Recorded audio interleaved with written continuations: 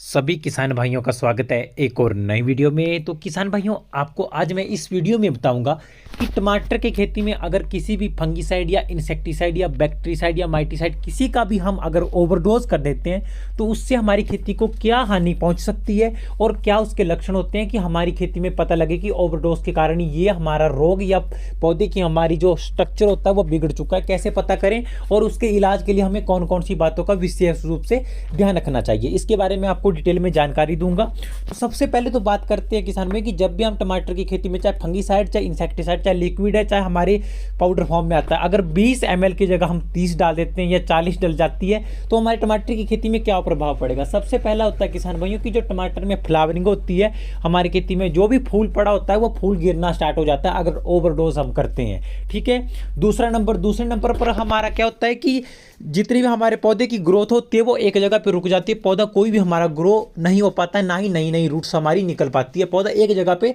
रुक जाता है।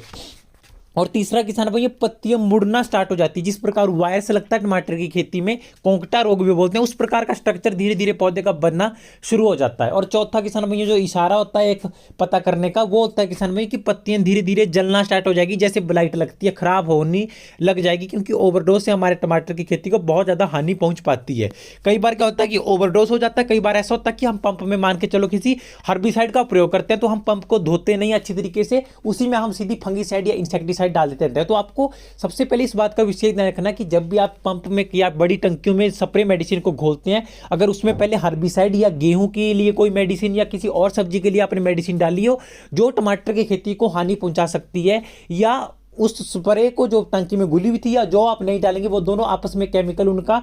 जो होता है वो सही नहीं रहता है, वो आपस में बिनकर एक और नया केमिकल तैयार कर आपकी खेती प्रभावित करता है। वैसा काम आपको कभी भी नहीं करना है। जब भी आप कोई भी स्प्रे करो, एक ही फसल के लिए अलग टंकी रखनी चाहिए आपको टमाटर की खेती के लिए। और अगर हर्बिसाइड का प्रयोग करते हो तो हर्बिसाइड के बाद टंकी को अच्छी तरह से धोएं, अगर पंप से करते हैं तो पंप को अच्छी तरह से धोना चाहिए ताकि उसमें किसी भी प्रकार के कोई रासायनिक हमारे जो केमिकल होता है वो पंप में ना रहे। ठीक है। और दूसरी बात किसान भाई, जब मान के चलो आपसे ओवरडोज किसी भी स्प्रे का हो चुका है तो सबसे पहले तो क्या करना है आपको किसान भाइयों की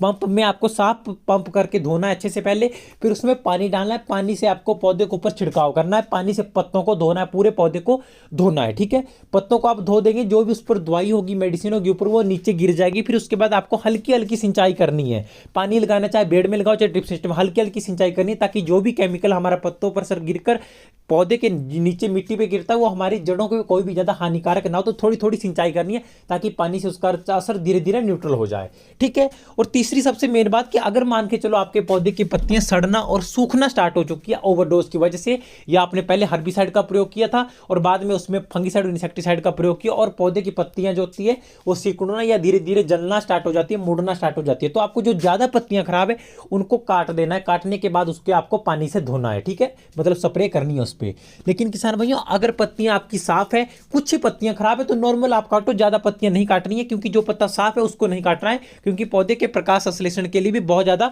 मेन होता है। जब आप पत्तियां काट दोगे अगर ज्यादा खराब है तभी काटनी है, अन्यथा नहीं काटनी है। और इसके बाद आपको एक मेडिसिन का प्रयोग करना है जो आती है हमारी पौधे की ग्रोथ को बढ़ाने के लिए। ठीक है। जैसे हमारा सीवुड का बायोविटा आता है, सीवुड जो हमारा शैवाल से बनता है, फर्टिलाइजर एक तरह से वो। और दूसरे नंबर पर आप होशी है ग्रोथ रेगुलेटर, उसका प्रयोग कर सकते हैं। या हमारी ईशाबियोन आती है जो कि पौधे की ग्रोथ के लिए, बढ़ावे के लिए, जो पौधे की कोशिका होती है जो कि हमारे हर्बिसाइड या ओवरडोज की वजह से अवरुद्ध हो जाती है उनको वो खोलती है, तो आपको इसका प्रयोग करना है। इसके बाद आपको पता है वो फूल आने के लिए भी इनका प्रयोग किया जाता है, जैसे होशी होगी और ईशाबियोन होगी, और पौधे की ग्रोथ को बढ़ाने के लिए भी। तो आपको इनका प्रयोग करना है एक बार आपको, क्योंकि अगर एक बार आपसे हर्बिसाइड का प्रयोग हो गया तो उसके बाद खेती बहुत ज़्यादा मुश्किल होती है सही फॉर्म में आना, क्योंकि जब कोशिकाएं पौधे की अवरुद्ध हो जाती है, ब्लॉक हो जाएगी हर्बिसाइड से या किसी ओवरडोज से, तो आपको इनका प्रयोग करना है, पत्ती काटनी और पानी से पहले अच्छी तरीके से धोना है। ठीक है किसान भाइयों। और अगर किसान भाई जो भी मैंने आपको जानकारी दी आपको बात अच्छी लगी, सही लगी, तो वीडियो को लाइक जरूर करना, कमेंट करके जरूर बताना आपको वीडियो कैसी लगी, और अपने किसान भाइयों के साथ ज्यादा से ज्यादा वीडियो को शेयर करना और मैं आपके लिए, ताकि मैं हमेशा के लिए बड़ी से बढ़िया इंफॉर्मेटिव जानकारी लेकर आता रहूं। तो आपको इन सब बातों का विशेष ध्यान रखना कि सबसे पहले तो आपको क्या करना है किसान भाइयों कि आपको देखने को मिल जाएगा कि पत्तियां सिकुड़ना स्टार्ट हो चुकी है। अगर ओवरडोज होगा तभी किसान भाई, अदरवाइज आप ऐसा मत सोचना कि सिकुड़ना जरूरी नहीं है किसान भाइयों कि ओवरडोज से सिकुड़ते रोगों की वजह से भी है, लेकिन उन सिकुड़ने में थोड़ा सा अंतर होता है, तो उसका आपको विशेष ध्यान रखना कि पत्तियां सिकुड़ना स्टार्ट हो गई या जलना स्टार्ट हो गई या उसमें फ्लावरिंग एकदम से ड्रॉप हो गई, तो आपको थोड़ा सा पौधे में ऐसे ही स्ट्रेस सा दिखने को लगेगा, तो आपको उस टाइम पे पानी से धोना अच्छे से उनको पहले से, फिर आपको उसके साथ ग्रोथ रेगुलेटर का आप बाद में प्रयोग कर सकते हैं और थोड़ी थोड़ी पत्तियां काट सकते हैं। तो किसान भाइयों आज की वीडियो में आपके लिए इतना सा ही, तो मिलते हैं किसी नई वीडियो में। ज़्यादा से ज़्यादा वीडियो को शेयर करना।